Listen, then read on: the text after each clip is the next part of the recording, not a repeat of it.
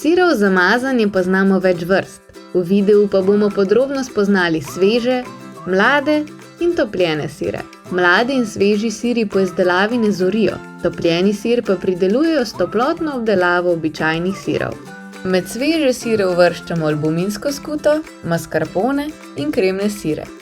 Albuminska oziroma sirarska skuta je zaradi svojega malo slajšega okusa odličen nadomestek navadne skute pri pripravi slaščic. Zaradi svoje kremaste strukture je odlična tudi za pripravo omak in različnih namazov s svežimi zelišči.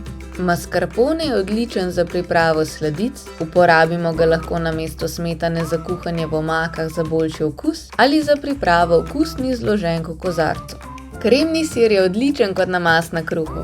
Vanj lahko mešamo poljubne začimbe ali zelišča, uporabimo pa ga lahko tudi kot nadev ali premaso maminih sladic, na primer skutine torte. Ker mladi sir ne zori, ohrani nežno mlečno aromo in mehko strukturo, ki popestri vsak obrok. Lahko ga uživamo samostojno, prelijte ga z oljčnim oljem in posutega z zelišči kot dodatek raznovrstnim pisanim solatam ali kot prilogo pečenemu mesu.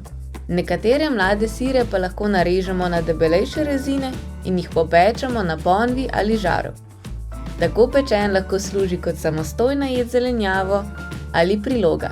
Topljeni sir je eden najljubših prigrizkov otrok, poznamo pa ga v vsem znani trikotni obliki, nekateri slovenski proizvajalci pa ga ponujajo tudi kot namaz. Vsi ga poznamo kot čudovit namaz na kruhu, lahko pa ga uporabimo kot pomako za zelenjavo ali pa z njim obogatimo druge jedi.